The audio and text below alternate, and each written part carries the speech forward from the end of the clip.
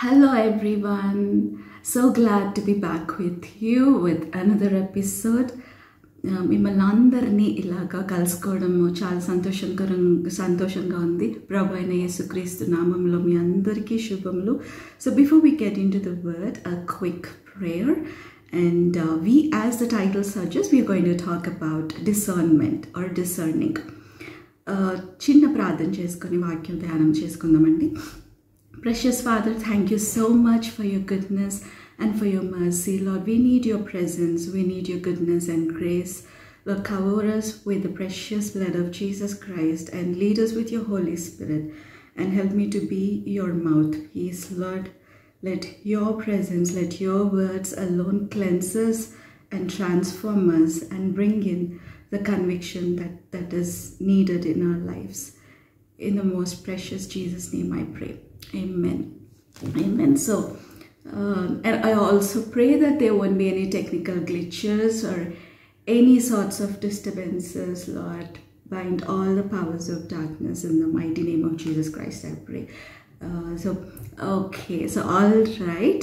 So a little bit of illustration that was found in a Christian magazine. So if you're an athletic ability, or if you're into sports, you would really love running races. So 5-mile run or marathon or cross country, they say, or a track meet. So there was a young girl who's always coming, in the first place for that 800-meter track run, and she was everyone's favorite, and everyone know because of the training that she is undergoing, or the way she runs, or the capacity, caliber, the strength and endurance shows that she was going to be the first person. She was going to get the gold medal. Excuse me. So she was going to get the gold medal on that day. So that was what everybody were thinking, and somebody wanted to was thinking, how can we stop this girl, to get the first prize or the gold medal? How can we do it? So an old man said, I am going to make her lose the first place. I have an idea. So that's what he said. And what did he do? So as the race began and everybody got into their positions, and all the team or all the competitors, they were running, and just before the finishing line, so there will be an area closer to the track. So just before the finishing line, that old man, he threw a gold diamond ornament. He just threw a flashy, shining diamond ornament just before her, and that girl, just instead of crossing that finishing line, she bent down and she took that diamond ornament, and immediately the other girls, they crossed her and they won in their individual places. But she lost her race, even though she was able to complete the race and she was the favorite of that day, or she could win the first prize. She almost reached it. She lost the race. ఒక క్రైస్తవ పత్రికలో చదివిన ఒక కథ, నిజంగా జరగలేదు ఒక కథ, దాని గురించి మనం ఒక చిన్న విషయం తెలుసుకుంటాం అన్నమాట. ఈరోజు విచక్షణ జ్ఞానం గురించి తెలుసుకుంటాం. ఆ విచక్షణ జ్ఞానం గురించి తెలుసుకునే ముందుగా ఒక చిన్న ఇంట్రొడక్షన్. ఒక చక్కగా పరిగెట్టే ఒక అమ్మాయి పరుగు పందాల పోటీల్లో తనే మొదటి స్థానంలో వస్తుందని అందరూ అనుకుంటున్న అమ్మాయి, వేరే వాళ్ళు ఏమనుకున్నారంటే, ఈ అమ్మాయి మొదటి స్థానం రాకుండా మనం ఏమైనా చేయగలమా, చక్కగా తన శిక్షణ పొందింది, తనకి బలం ఉంది, ఓపికగా పరిగెట్టగలదు, త్వరగా వేగంగా కూడా పరిగెట్టగలదు, అందరికన్నా తనకి ఎంతో మంచి సామర్థ్యత ఉంది కదా. అంటే ఒక పెద్ద ఆయన ఏమన్నా అంటే, నేను ఆ అమ్మాయి మొదటి స్థానంలో వెళ్ళకుండా చేయగలను, నా దగ్గర ఒక పథకం ఉంది అని అన్నా. అలా అన్న తర్వాత ఆ యొక్క పోటీ పరుగు పందెం మొదలవుతూ ఉండగా, మొదలైపోయిన తర్వాత ఇంకా చివర్లో, ఇంకా ముగింపులోకి వచ్చేస్తుంది, ఇంకా అమ్మాయి గెలుస్తుంది అన్న సమయంలో ఆ పెద్ద ఆయన ఏం చేశాడంటే, ఒక వజ్రపు ఆభరణాన్ని ఆమె ముందు పడేశారు. ఆమె దృష్టి మరలి అరే వజ్రానతే అనుకుని తను గెలవాల్సిన పోటీలో ఏం చేసిందంటే దాన్ని వంగి తీసుకోవడంతో మిగతా వాళ్ళందరూ వాళ్ళు గెలిచారు. ఈమె గెలవకుండా ఆ యొక్క పందెంలో పరుగు పెట్టకుండా చివరి వరకు ఆ ముగింపులోనికి వెళ్ళకుండా ఆమె ఆగిపోయింది. I'll cut it here. I want to drink water. See this, this is how the enemy works in our lives. When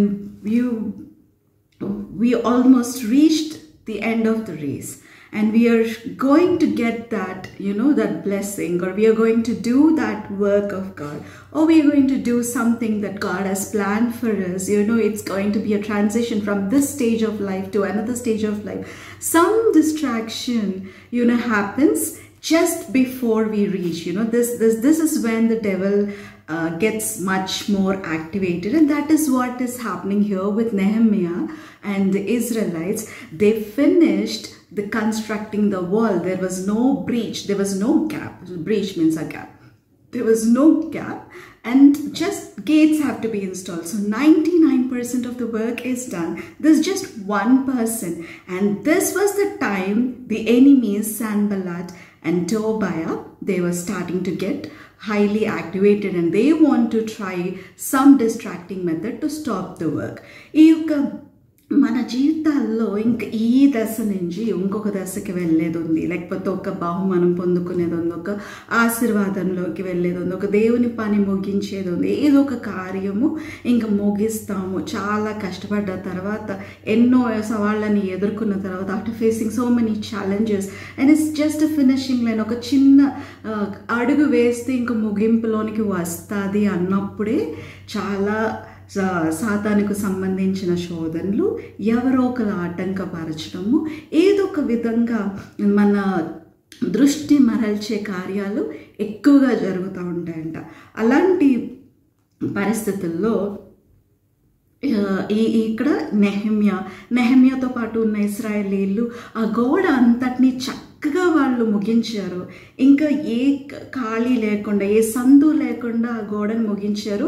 ఇంకా కొంచెమే ఉంది, ఏం చేయాలి, వాళ్ళ ద్వారాలు సంపూర్తిగా వాటిని బిగించవలసి ఉంది, అంటే మొత్తం అంతా కప్పవలసి ఉంది. ఆ పని ఇంక ఉంది.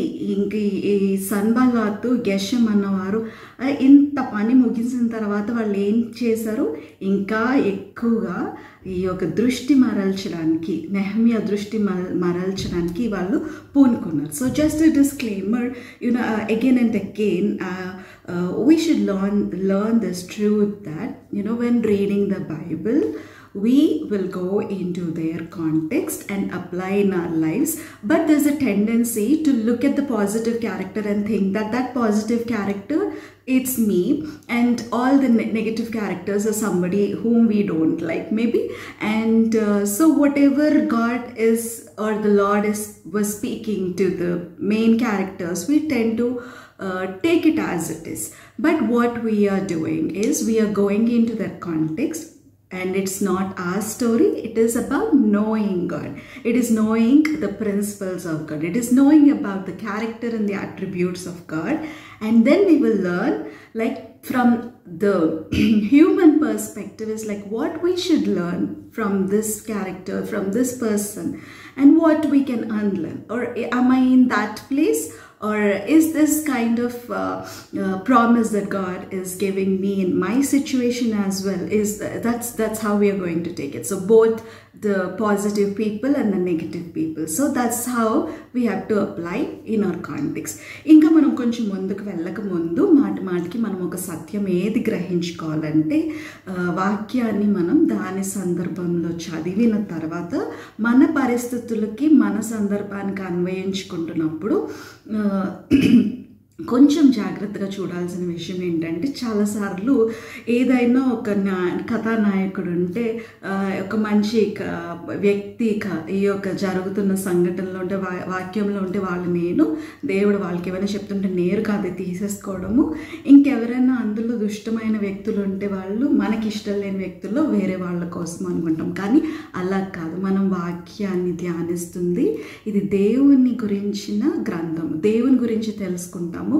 ఆ తర్వాత ఈ మనుషులు చేసేవి మంచివైనా చెడ్డవైనా ఇది నేను నేర్చుకోవచ్చా, ఈ పరిస్థితుల్లో నేను నా సందర్భంలో ఉన్నాను కాబట్టి దేవుడు నాకు ఇది చెప్తున్నారా, నేను ఇలా చేయాలా, ఇలా విధేయత చూపించాలా, ఈ పని నేను చేయకుండా ఉండాలి. ఇంకా చెడ్డ ఉదాహరణలు ఉన్నప్పుడు మార్గదర్శకత్వం లేని ఆదర్శం కాని వ్యక్తులు ఉన్నప్పుడు ఆ స్థానంలో నేను ఉన్నాను.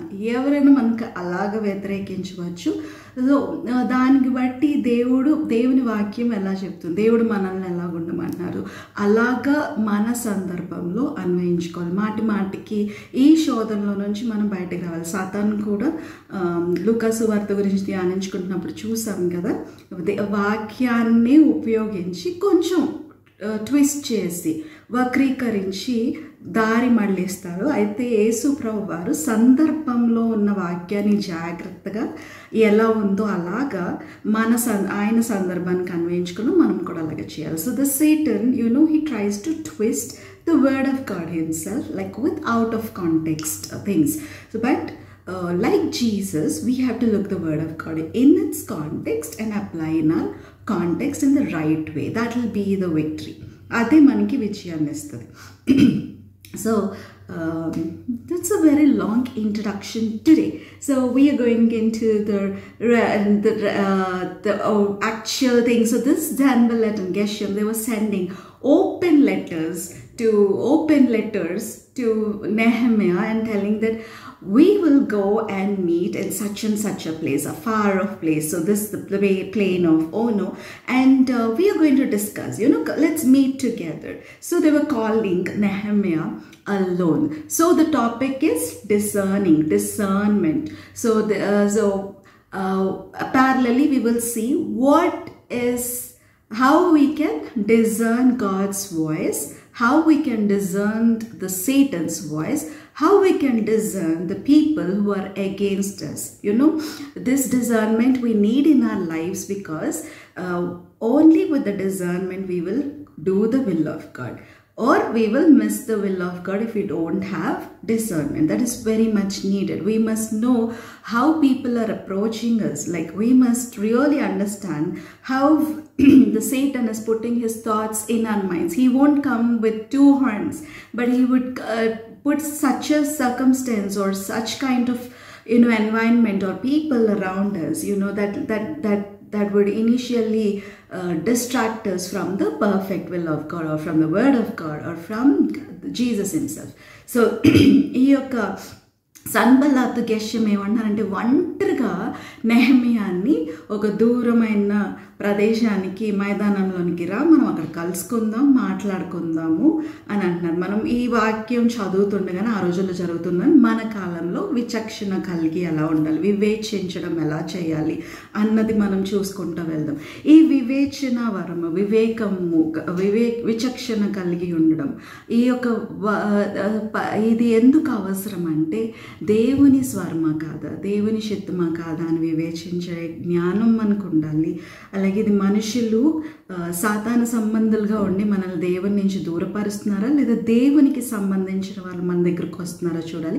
మరి ముఖ్యంగా ప్రాముఖ్యంగా సాతాను మాట ఏంటో, అతని స్వరం ఏంటో, మన మనసుల్లోనికి ఎలాంటి తలంపులను పెడుతున్నారో, అది దేవుని చిత్తమా కాదా అని వివేచించడం అనేది చాలా ముఖ్యమైన విషయం. In this chapter, this whole chapter is about discernment. It is about discerning, and so there are some insights that will help us, that will add to our discernment. That is a gift of the Holy Spirit God. We need to ask Holy Spirit God and receive it. But there are some insights that we can see. So the enemy, the devil, always says, come and do this when no one is watching, when no one is there, when you're all alone. That's the time, that's the vulnerable situation. That's the time that the devil wants us to come and do it. ఈ యొక్క సాతానుకు ఎలాంటి శోధన పెడతా ఉంటుందంటే, ఒంటరిగానే ఉండి ఎవ్వరు చూడని సమయంలో ఇలా చెయ్యు, అలా చెయ్యు, ఎవ్వరు చూడరు అని చెప్తా ఉంటుంది. The first lie of the devil is No one will know what you're doing. That is a big fat lie. Everything is open to God. Whatever secret is there, it will at least go to another person. Someone will be there who will see what is happening in the dark. ఈ యొక్క చీకట్లో ఏం జరుగుతుందో కనీసం ఒక వ్యక్తి అన్న చూస్తారు. మరి ముఖ్యంగా ఎవరు చూడట్లేదు, ఎప్పటికీ ఏ రహస్యం బయటపడద్దు అనడానికి లేదు. ఎవరు చూస్తూ ఉన్నారు? దేవుడు చూస్తూ ఉన్నారు. And another thing is that this Sanballat and Geshem they were not friendly with Nehemiah. They were always jealous and they want to find a situation where they can stop this work of God. So that is one main clue to discern that they have a evil plan. They have an evil plan. They were trying to do harm to Nehemiah. ఇంకొక విషయం ఏంటంటే సన్బల్లాత్ గెషెము వీళ్ళు ఎప్పుడు దేవుని పనికి వ్యతిరేకంగా ఉన్నారు. వారు సమాధానంగా లేరు కదా, శత్రువులాగానే ఉన్నారు. ఎప్పుడు వాళ్ళు వ్యతిరేకిస్తున్న వ్యక్తులు వీళ్ళు ఎందుకు పిలుస్తూ ఉన్నారు? హాని చేయడానికి, ప్రాణహాని చేయడానికి, ఏదో ఒక పథకం వేసి తప్పుగా దుష్టత్వాన్ని జరిగించడానికి వాళ్ళు పిలుస్తూ ఉన్నారు. The second thing is that be very careful, be very cautious with the person who is very jealous of you, very much that is all seen. Like there's who is envious of you, who don't want you to excel in life. Those who always they have the subtle way of mockery and the subtle way of belittling you. Be very careful. Then they want you to hang out with them all alone. Then when they are asking you to do something, then that be very careful with that. ఈ యొక్క నీకు నువ్వంటే ఇష్టం లేదు, చాలా చక్కగా నైపుణ్యంగా కించపరుస్తూ మాట్లాడే వాళ్ళు ఉంటారు, అసూయ ఉన్న వాళ్ళు ఉంటారు. నువ్వంటే ఎందుకు ముందుకు వెళ్తూ ఉంటే ఎందుకు ఇష్టపడకుండానే ఉండేవాళ్ళు నేర్గానే ఉంటారు. అలాంటి వ్యక్తులు ఏదైనా ఈ పని చేద్దామా, మనం ఈ యొక్క కార్యం చేద్దామా అని ఒంటరిగా పిలిచినా, లేకపోతే ఈ యొక్క గ్రూప్ వర్క్లో మనం ఉందాము, కలిసి ఉందాము అన్నప్పుడు చాలా జాగ్రత్తగా ఉండాలి. వై?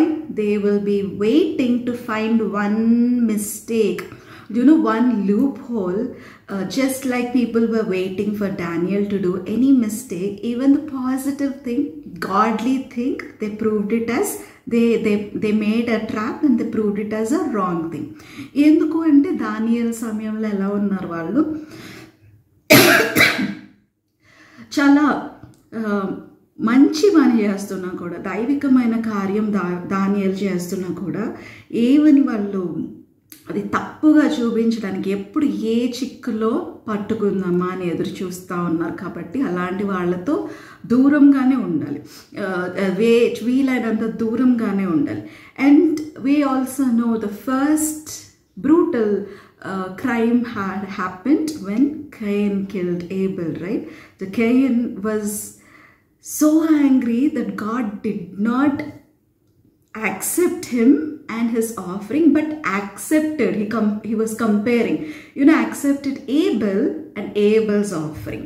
ఈ యొక్క కయన్ను మొట్టమొదటి భయంకరమైన హత్య జరిగినది ఎప్పుడు అంటే కయన్ను హేబెల్ని చంపేసినప్పుడు కదా. ఆ కయన్నుకి ఎందుకు కోపం వచ్చింది? తన అర్పణని అంగీకరించకుండా హేబెల్ అర్పణను అంగీకరించినందుకు చాలా కోపం వచ్చింది. But look at the goodness of God. The lord was talking to Cain first. Hey, the sin is crouching and knocking at your heart's door. It seems it is like, the original translation, it is like it is coming like a wife and the sin is knocking at the heart's door to have intimacy. It seems ఈ యొక్క కయ్యన్తో దేవుడు ఎంత మంచి దేవుడు. మొట్టమొదటిగా కయ్యన్తోనే మాట్లాడాడు. నీ పాపము నీ హృదయం దగ్గర పొంచి ఉంది, నువ్వు దాన్ని దానిని అధిగమించాలి, దాన్ని నీ చేత పట్టాలి, దాన్ని అధిగమించాలి, నువ్వు దాన్ని చేయకుండా చేయాలి. మొదటి సలహా దేవుడు ఎవరికి ఇచ్చారు? ఎవరైతే పాపం చేయబోతున్నారో, ఎవరు ఇబ్బంది పడుతున్నారో ఆ శోధనతో, వాళ్ళకే ఇచ్చారు కదా. అయితే ఈ యొక్క అసలైన తర్జుమా ప్రకారంగా మనం చూస్తే ఆ పాపం అంట ఒక స్త్రీలాగా, భర్త కోసం ఎదురు చూస్తున్న స్త్రీలాగా కయ్యేను తలుపు దగ్గర ఆ యొక్క కోపము, ఆ చంపేసే దురాత్మ కొడుతుందంట, ఆ పాపము తలుపు కొడుతుందంట. So whose mistake, when he was not accepted? It was Cain's mistake, right? He could have thought like, I gave the last bits of my life or my day to God, the final last bits. It's not the best of the day. So he could have thought like that, and he would have thought, okay, next time I will do the right thing. Oh, my brother is an example. We don't want to learn from the younger people. ఈ యొక్క కయ్యను అనుకుని ఉండొచ్చు కదా, ఎవరి తప్పది? తన అర్పణ అంగీకరించబడలేదు, తన జీవితం అంగీకరించబడలేదంటే నేను ఏం చేయాలి? అయ్యో, నేను మిగిలిపోయిన సమయాన్ని కదా దేవుడికి ఇచ్చాను, మిగిలిపోయిన ఆఖరి వస్తువుల్ని కదా దేవునికి ఇచ్చాను, కూరగాయలని కదా దేవునికి ఇచ్చాను, నా తమ్ముడి దగ్గర నుంచి నేను నేర్చుకోవచ్చేమో, నేను అడగచ్చేమో. చాలామందికి మనకన్నా చిన్నవారి దగ్గర నుంచి నేర్చుకోవాలి అంటే కొంతమందికి ఇష్టం లేకపోయి ఉండొచ్చు. అయితే so this Cain let Abel all alone when he was brutally with lot of anger, with lot of that jealousy, envy, that frustration that he was not accepted. Then he killed Abel. ఈ యొక్క ఏబెల్ని ఎలాగ కయ్యను చంపాడంటే ఒంటరిగా పొలంలోనికి తీసుకుని వెళ్ళిపోయి హృదయం నిండుగా అసూయ, ఆ యొక్క కోపము, ఆ ద్వేషం ఉన్నప్పుడు తీసుకొని వెళ్ళి చంపేశారు. So be very careful who are lot of with short temper, no patience at all, and they have some frustration and anger, not genuine irritation, but very much out of imbalanced in their mind because of jealousy, because of envy. They don't do anything, and they finally see someone doing something, they get angry. And be very cautious when they are actually angry with you. ఎవరైతే ఈ యొక్క ద్వేషంతో, చాలా అసూయతో, చాలా క్రోధంతో, మామూలు చిన్న చిరాకు కాదు, ఏదో పరిస్థితి వల్ల వచ్చిన చిరాకు కాదు, హృదయంలో వాళ్ళు పెంచి పోషిస్తున్న క్రోధంతో ఉంటే, ముఖ్యంగా నీ గురించి ఉంటే వాళ్ళతో చాలా జాగ్రత్తగా ఉండాలి. So we also have to search our heart, when you are not accepted, or when you get offended, or when you are thinking that when you have that kind of thoughts, that is coming at the heart's door, what you can do, just like the Lord said, you have to pray about it and have dominion over it. You have to overtake it, that you have to bring that thought and bring it under the subjection of Christ will.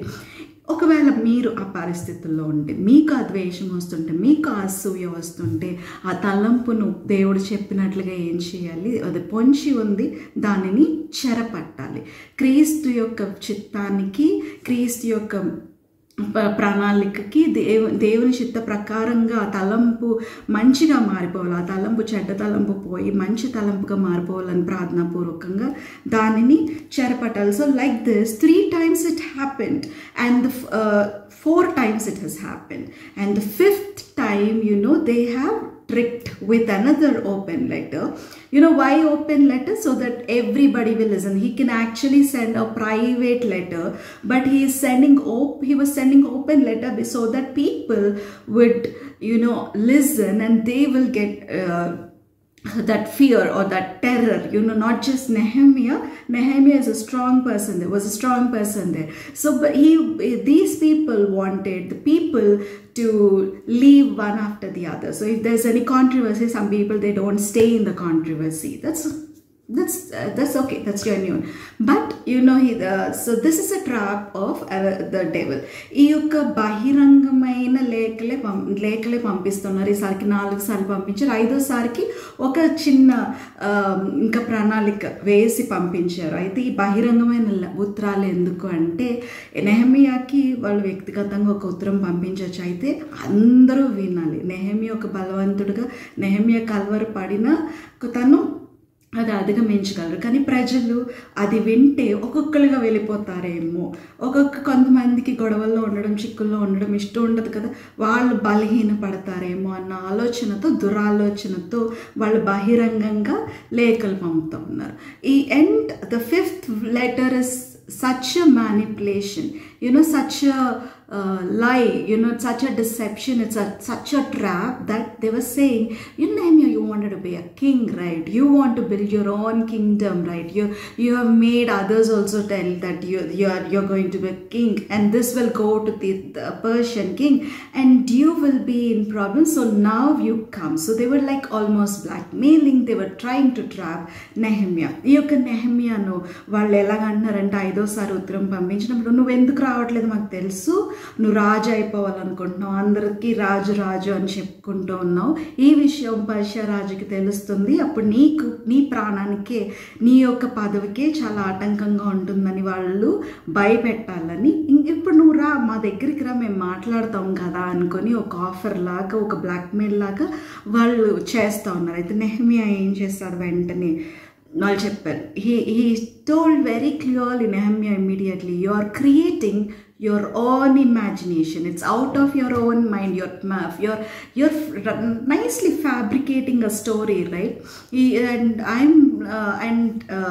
Then he said, I'm not going to come when there is God's work. That's what he was saying from the beginning. He was saying that I am in God's work. He did not argue with them. I am in God's work. So that's why in the 5th letter they made this thing. Another way to discern that it's from the devil and the people are trying to distract you from the work of the God is like, when there is work of God, you will get such wrong thoughts. You will get people who will distract you. When there is work of God, they say, don't stay there, come this place, come to us and talk to us, come to us and chat with us, come to us and talk so and so things, or discuss these things, or call us, something like that. దేవుని పనిలో నేనున్నాను. Nehemiah నేరుగా ఏం చెప్పాడంటే, ఇలాగ వీళ్ళు వచ్చి 5వ సారి ఉత్తరం రాసినప్పుడు మీ యొక్క సొంత ఆలోచనలో మీరు కథలు అల్లేస్తున్నారు, నేను దేవుని పని వదిలి నేను రాను అని ఆయన చెప్పారు. అయితే మొదటి నుంచి కూడా నెహెమియా ఏమని చెప్తున్నా, నీకు గొప్ప పని ఉంది, నాకు దేవుని పని ఉంది, నాకు ఖాళీ లేదు రావడానికి, దేవుని పని ఉంది, నేను చెయ్యాలి. అయితే ఇంకొక విచక్షణ జ్ఞానంకి సంబంధించిన పాయింట్ ఏంటంటే, ఆలోచించే విషయం ఏంటి అంటే, దేవుని పని చేస్తున్నప్పుడు, దేవుని పనిలో నిమగ్నమైనప్పుడు, దేవుని చిత్తంలో ఉన్నప్పుడు సరిగ్గా అప్పుడే మాతో కాల్ చేయండి, మాతో మాట్లాడండి, ఆ పని వదిలేసి మా దగ్గరికి రండి, ఇక్కడ ఏదన్నా చేయండి, అలాగ చాలా ఇబ్బంది పెడతా ఉంటారు. దేవుని పని చేస్తున్నప్పుడే వాళ్ళకి కోపం వస్తూ ఉంటుంది, అప్పుడే వాళ్ళు వెనక్కి లాగుతూ ఉంటారు. Then the right thing that Nehemiah did is like, he mentioned it, Lord, strengthen our hands. This word, it will actually bring a little bit of weakness. If there's confusion in the mind, if there is something to worry, there will be a physical weakness, that there won't be strength enough to do it. But the prayer is the actual solution to revive our strength and keep doing what we have to do. And in Nehemiah ఏమని చేశారు అంటే, ప్రార్థన చేశారు. వెంటనే దేవునికి ఏమని ప్రార్థన చేశారు, ప్రభువా మా చేతులను బలపరచని. ఎందుకు అంటే, ఒక కలవరం రాగానే పని చేయకుండా, లేకపోతే మనకున్న బలం తక్కువైపోయి నీరసిల్లిపోతాం కదా, నీరసిల్లిపోకుండా ఉండడం కోసము నెహెమియా ప్రార్థన చేశాడు. వెంటనే ఒక హృదయంలో కలవరం, ఆందోళన, చింత వచ్చినప్పుడు, ఏ విషయాన్ని బట్టి అయినా ప్రార్థన చేసినప్పుడు, this verse in Philippians 4, do not be anxious about anything, but with prayer and petition lay your request with thanksgiving and praise, and the peace of God will guard your hearts. ఈ యొక్క ఫిలిప్పీ 4వ అధ్యాయంలో ఉన్నట్లుగా ఏ విషయంలోనూ చింతించవద్దు. మనం అన్ని ప్రార్థన విజ్ఞాపనలతో కృతజ్ఞతాస్తుతులతో ప్రతి విన్నపాన్ని విన్నవించుకున్న తర్వాత ఆయన ఎంతగానో సమాధానంతో మన మనసులను కావలిగించుతారు, క్రీస్తు యొక్క సమాధానంతో. ఈ పని మనం చేయాలి. So when remember that all these are traps, and look at the testimony of Nehemiah. Nehemiah was so much faithful in the presence of Persian king that even though something would go to that place, king wouldn't believe. So that was the testimony of Nehemiah. Nehemiahకి ఎంత మంచి సాక్ష్యము అంటే, ఒకవేళ నిజంగా Persia రాజు దగ్గరికి ఇలాంటి సమాచారం వెళ్ళినా కూడా నెహెమియాని నేరుగా చూసిన పర్షియా రాజుకు తెలుసు ఎవరో కుట్ర పని అబద్ధాలు చెప్తున్నారు. అలాంటి సాక్ష్యమే దేవుని బిడ్డలకు ఉంటుంది. Daniel and his friends have such kind of testimony. Daniel had such kind of testimony. దానియేలుకి అలాంటి సాక్ష్యం ఉంది కదా. దేవుని పిల్లలకి ఎప్పుడు మంచి సాక్ష్యమే వాళ్ళకి కలిగి ఉంటారు వాళ్ళు. Then the next thing is, see, there was a person called Shemaiah. He was hiding, he was in his house, like locked in his house, and Nehemiah went, why this guy is in his house, instead of working. So that Shemaiah was saying, tonight they're going to come and kill you, so let's go into the house of the Lord and hide, you have to hide yourselves, otherwise you would be killed. So he was exaggerating something that was not true. Actually, we'll see what is happening there. ఈ యొక్క షమయ అన్న ఒక వ్యక్తి ఉన్నాడు. ఆ షమయ అన్న వ్యక్తి పని చేయకుండా ఇంట్లోనే ఉండిపోవడంతో నెహెమియా వెళ్ళి చూసారు ఎందుకు ఇంట్లోనే ఉండిపోయాడని. అయితే ఈ షమయ అన్న వ్యక్తి ఏం చేస్తూ ఉన్నాడు, లోపలే ఉండిపోయి ఏమని చెప్తా ఉన్నాడంటే, ఉన్నదానికన్నా ఎక్కువగా ఎగ్జాజరేట్ చేసేసి ఏదో భూతత్వంలో పెట్టి ఏమని చెప్తా ఉన్నాడు, ఈరోజు రాత్రిని వచ్చి నిన్ను చంపేస్తాను, మనం దేవుని మందిరంలోకి వెళ్ళిపోయి నిన్ను తాళం వేసేసుకుందాము, తప్పించుకుందాం, లేకపోతే ఈరోజు నీకు మరణం ఉంటుంది. So the first thing, Nehemiah he still did not find out that this is the trap. He did not discern yet. So as he was conversing, he would discern that. Before that, Nehemiah knew, I am the leader here. How can a person like me can escape? This will be a bad influence. And the second thing is, he said that no one can go into that most holy place, to the house of the Lord, to the temple of God, and except the purified Levites and the priests, they cleanse themselves and they do it, right? I am not supposed to go there. It is against the law of God. ఈ యొక్క Nehemiah ఇంకా వివేచించలేదు. ఇంకా దేవుడు చెప్తారు, బయలుపరుస్తారు ఆయనకి, ఆ యొక్క విచక్షణ జ్ఞానం ఇస్తారు, అబద్ధం చెప్తా ఉన్నారు. ఈ లోపల నెహెమియా 2 విషయాలు చెప్పాడు. నేను నాలాంటి వ్యక్తి తప్పించుకుని పారిపోవడం సమంజసమేనా? మిగతా వాళ్ళందరికీ అది చెడ్డ ఉదాహరణ అయిపోద్ది కదా. నాలాంటి వ్యక్తి పారిపోవడం ఏంటి అని రెండోసారి ఏమని చెప్తాడు అంటే, రెండో విషయం ఏమని చెప్తా ఉంటారంటే, దేవుని మందిరంలోనికి, అతి పరిశుద్ధ స్థలంలోనికి, దేవుని మందిరంలోనికి శుద్ధి చేసుకోకుండా వెళ్ళకూడదు. అది కూడా ఎవరు వెళ్ళాలి? యాజకులు, లేవీయులు మాత్రమే వెళ్తారు కదా, వాళ్ళు ప్రత్యేకించబడిన వారు వెళ్తారు. నాలాంటి వ్యక్తి వెళ్ళకూడదు, అది దేవుని యొక్క ఆజ్ఞకి వ్యతిరేకం. So there are 2 things that we can discern whether it's from God or not. The first thing is, the exaggeration and leaving and going away as a coward because of the exaggerated news. And the second thing is that when it is against the word of God and when it is against the revealed will of God, clear instruction from the Bible, then that is not from God, that is from the devil. ఈ యొక్క మనం వివేచించడానికి ఏం చేసుకోవాలంటే, కొన్నిసార్లు భూతద్దంలో చూపించేసి పారిపోమని, అది వదిలేసి వెళ్ళిపోమని చెప్పే మాట. ఇంకొకటి ఏంటి అంటే, దేవుడు ఆయన వాక్యంలో సెలవిచ్చి నిరూపించిన నిరూపణ అయిన యొక్క ఆజ్ఞలు కానీ, ఆయన చిత్తం కానీ మనకి వాక్యానుసారంగా తెలిసిన దానికి వ్యతిరేకంగా చిన్న విషయమైనా కూడా మనం దాన్ని అంగీకరించడానికి లేదా దేవుని దగ్గర నుంచి కాదు అని తెలుసుకోవచ్చు. So as he was talking, now this is the secret of discernment. As you converse, so you will understand that they are fabricating. This is not from God. Immediately Nehemiah understood, you're lying.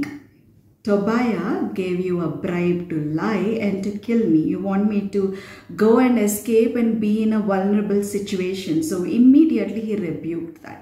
ఈ యొక్క నెహెమ్యా మాట్లాడుతూ ఉండగా, వివేచన వరంలో ఏంటంటే మాట్లాడుతూ ఉండగా దేవుడు ఆయన బయలుపరుస్తూ ఉంటారు. So the point is we have to keep in connection with the holy spirit god. Like we have to keep asking like what is your will in every situation. ఈ యొక్క దేవునితో నేరుగా మన సంబంధం కలిగి ఉండాలి. పరిశుద్ధాత్మ దేవునితో మాట్లాడుతూ ఉండాలి. ఆ వివేచన వరంతో మనకు అర్థమవుతుంది ఏది నిజమో ఏది నిజం కాదు. ఈ యొక్క నెహెమ్యా కనిపెట్టాడు. తోబియా తనకి ఈ యొక్క వ్యక్తికి లంచం ఇచ్చి ఈ యొక్క అబద్ధం చెప్పమని, నెహెమ్యా తన చాలా బలహీనమైన పరిస్థితుల్లోకి వెళ్ళిపోయి చనిపోయేలా చెయ్యాలి అని ఆ యొక్క విషయాన్ని ఆయన కనిపెట్టాడు. ఎందుకు ఇలా చేస్తున్నారంట? భయపడి ఒక పాపం చేసేలాగా నెహెమ్యా భయపడి ఒక పాపం చేసేలాగా చేస్తున్నాడు. నెహెమ్యా వెంటనే ఈ యొక్క ప్రత్యేకంగా స్పెసిఫిక్గా ప్రార్థన చేశారు.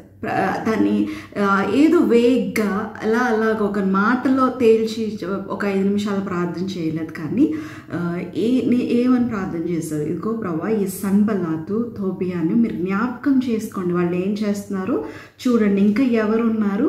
ఒక ప్రవక్తని, ఇంకా మిగతా ప్రవక్తలు ఉన్నారు. ఈ వీళ్ళందరూ కూడా దేవుని బిడ్డలని చెప్పుకుంటున్న వారందరూ కూడా కొంతమంది మాకు దేవుని పేరు అడ్డు పెట్టి చెప్తారు ఇలా చేయాలి అలా చేయాలని.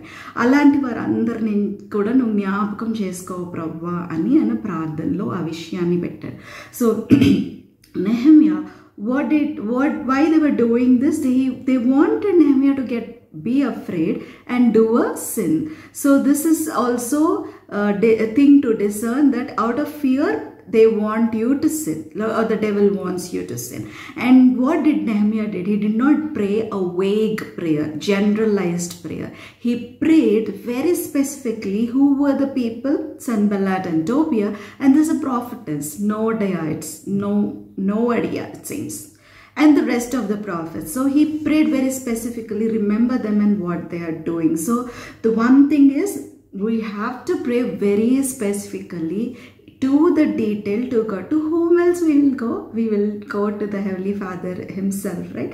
We can tell everything what is happening, so that we will have more clarity about the situations, and we can request his hand and his favor and his protection on us more and more. We have to ask and receive. So that's a principle as well. మనం ఏం చేయాలి? మనం దేవుని దగ్గరికి తప్ప ఇంకెవరి దగ్గరికి వెళ్ళలేం కదా. దేవునికి అడగలేకు, ఇలా ఉన్నారు ఈ వ్యక్తులు, ఇలాంటి పరిస్థితులు ఉన్నాయి, మీ యొక్క కాపుదలు మాకు దయచేయ ప్రభా, మీ యొక్క సన్నిధి మాకు దయచేయ ప్రభా. అడిగి పొందుకోవడం అన్నది కూడా వాక్యానుసారమైన సూత్రం కదా. మనం అడగాలి, దేవా నన్ను ప్రొటెక్ట్ చేయాలి. So many times when I use to read the incident of Naboth and Jezebel and Ahab killing Naboth, and it was so much injustice. I was asking God, I really asked God, like, why did this happen? Why couldn't God protect? So after many years, I've read it, I've heard it many years back. After many years, one day, the Holy Spirit was telling me that Naboth, he knew that there was a lady, Jezebel and Ahab, they had an evil eye on his property, but he did not pray for the protection. He did not, it was not written in the Bible. I'm very sorry for these disturbances.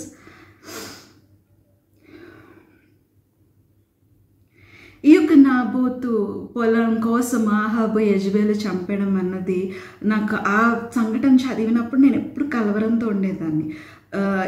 ఎందుకు ఇలా జరిగింది, ఇది న్యాయం కాదు కదా అని. కొన్ని సంవత్సరాల తర్వాత పరిశుద్ధాత్మ దేవుడు నాకు ఏమని బయలుపరిచారంటే, నాబోతుకి తెలుసు కదా ఆహాబు కన్నుపడింది. ఆహాబు ఎవరు? యెజబెలు భర్త. యెజబెల్ లాంటి స్త్రీతో ఉన్నాడు కదా. అయితే వాక్యంలో రాయబడలేదు కాబట్టి నాబోతు తన యొక్క రక్షణ కొరకు ప్రార్థన చేసుంటే వేరేగా జరిగి ఉండేది, లేదా దేవుని బిడ్డలకు దేవుని ప్రవక్తల దగ్గరికి వెళ్ళుంటే వేరేగా జరిగి ఉండేది. At least Naboth might have gone to any prophet, God's children, and took suggestion. Many times we are in vulnerable situation because we don't pray specifically and we don't even take the help of God's children. ఎందుకు మనం బలహీనమైన ఓటమి పాలయ్యే పరిస్థితుల్లోనికి వెళ్ళిపోతూ ఉంటామంటే దేవునికి నేరుగా ఆ యొక్క సమస్య అంతా క్షుణ్ణంగా చెప్పి దాన్ని విన్నవించుకోవడం చేయట్లేదు, లేదా దేవుని బిడ్డలకి చెప్పి ఒక సలహాను కూడా తీసుకోవట్లేదు. మనం ఒంటరిగా ఆ యొక్క సమస్య పర్వాలేదులే అన్నట్టు వదిలేస్తున్నాం. It's like if we take it casually, in a war, the casual people, they will be blown off. We have to be on alert. ఒక యుద్ధంలో ఉన్నప్పుడు అలా యథాలాపంగా వెళ్ళిపోతుంటే కూలిపోతాం కదా. యుద్ధంలో ఎప్పుడు కూడా అలర్ట్గా సంసిద్ధంగా ఉండి ముందుకు సాగాలి. So and finally the good news is the wall and the gates have been installed in record time 52 days. ఈ యొక్క రికార్డ్ స్థాయిలో మంచి శుభవార్త ఏంటంటే 52 రోజుల్లో గోడలు ద్వారాలు అన్నీ చక్కగా పెట్టబడి ఉన్నారు. So immediately who got the glory? The Lord got the glory, and everybody have a great fear and reverence that the Lord helped in this impossible situation. There were so many challenges, so many situations that were coming against them, so many obstacles that they were coming against, but until and unless the Lord came through for them, stepped in, it would have been impossible. And God gave them such a huge answer to their prayer. With the help of the Lord they could construct.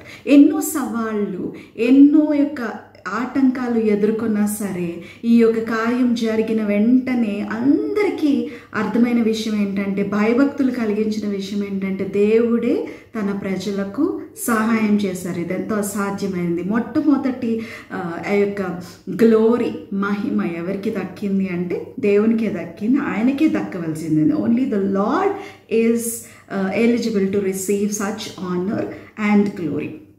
ఇంకొక విషయం ఏంటి అంటే, so the actual cause, that so much hindrances, or what was the obstacles that they were happening. There were so many relatives of Tobiah because of marital relation, and in so many close bonds, close relatives were there, and these people, they were talking good words about Tobiah in front of Nehemiah, and whatever Nehemiah was telling the people, they were telling to another people. So the another thing to have, another pointer for discernment is make sure that you know the connections of your close-knit people. Whom they are talking. If they have any tie-ups with the wrong people, that's going to be a problem to you. ఈ యొక్క విచక్షణ జ్ఞానానికి ఇంకొక ముఖ్యమైన విషయం మనం తెలుసుకోవడానికి, ఇంకొకటి చాలా ముఖ్యమైన విషయం ఏంటంటే, తోబయాకి సంబంధించిన వాళ్ళు, బంధువులుగా అయిన వాళ్ళ వివాహ సంబంధాలను బట్టి చాలామంది ఉన్నారు. వాళ్ళు ఏం చేస్తూ ఉన్నారంటే, నెహమ్యా ముందు మంచిగా తోబయా గురించి చెప్తున్నారంట. నెహమ్యా ఇక్కడ ఏదైనా ప్రజలకి చెప్తున్నా, ఏ కార్యం చేస్తున్నా నెహమ్యా మాటలు తీసుకొని వెళ్ళి అక్కడ తెలియపరుస్తూ ఉన్నారంట. సో మనకి ఇంకొక విషయం విచక్షణ జ్ఞానానికి కావాలి ఏంటంటే, మనకి దగ్గరగా మన పనుల్లో సహాయపడుతున్న వాళ్ళు, మనం కలిసి పనిచేస్తున్న వాళ్ళు, వాళ్ళకున్న సంబంధాలు ఎలా ఉన్నాయి. అనవసరమైన సంబంధాలు కలిగి ఉంటే నీకు కూడా అది ఇబ్బంది కలిగిన పరిస్థితి అయిపోతుంది. So make sure that what are the soul ties, they will have some commitments, and because of them you try to lie. Those people can lie, those people can manipulate, those people can fabricate the stories, those people will tell all your strengths, all your matter to another people. వాళ్ళకున్న సంబంధాలు, వాళ్ళకున్న commitment, ఆ ఎదుట వ్యక్తిని సంతోషపరచాలని ఇంకేం చేస్తారంటే, ఎంతటి దారికైనా అంటే ఎంత దూరమైనా వెళ్ళిపోతారు. వాళ్ళకి నచ్చిన వ్యక్తుల్ని సంతోష పెట్టడం కోసం ఇక్కడున్న విషయాలు అక్కడ చెప్పేసి, ఇక్కడున్న బలాలు అక్కడ చెప్పేసి, ఇక్కడున్న బలహీనతలు అక్కడ చెప్పి, ఇంకా వాళ్ళు మొత్తం అంతా కూడా కథను మార్చేయగలిగిన ప్రయత్నం కూడా చేయగలరు. సో అలాంటి వాటిల్లో పట్టబడగలిగే పరిస్థితులు కూడా ఉన్నాయి. Even we also anybody can get in to such kind of bondage because of some other people you try to get in to unwanted things. వేరే వాళ్ళని బట్టి కూడా నువ్వు వేరే వేరే విషయాల్లో అలా నువ్వు కూడా మారిపోయే అవకాశం ఉంది. So take both the way. So we might have gone in only one direction, but we will look into the correct context.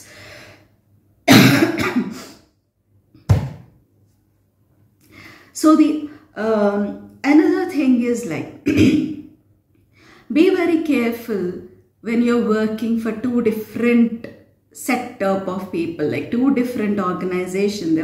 There was a person who worked for two different like one is like a religious organization, another one is like an administration, and both the people sometimes they would ask pointed questions, and whatever happens here, this person whatever is happening here, that person would ask. And so unwantedly, the person became a mediator, and it became like a black mark that person was a gossiper. But sometimes those two organization people, sometimes they would act as friends, and sometimes they would hate each other like enemies.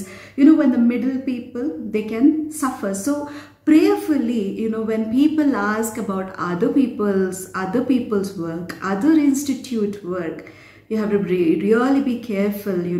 You are not you have to act with lot of discernment, responsibility, and with much wisdom, and know when to speak and what to speak and how to be in a place just only for a limited amount of time.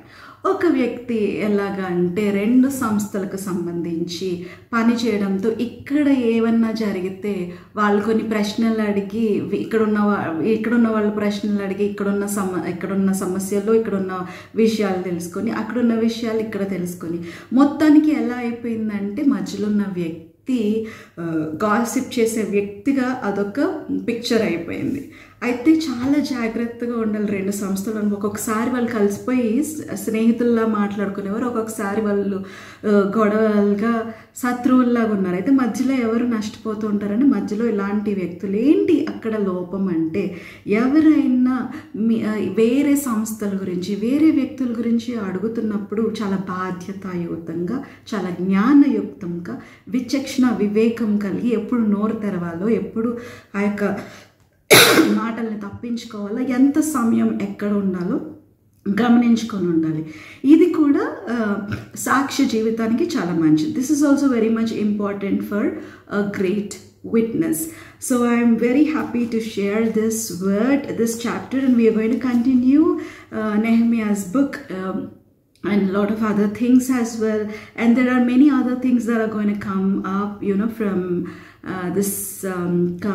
in this coming week.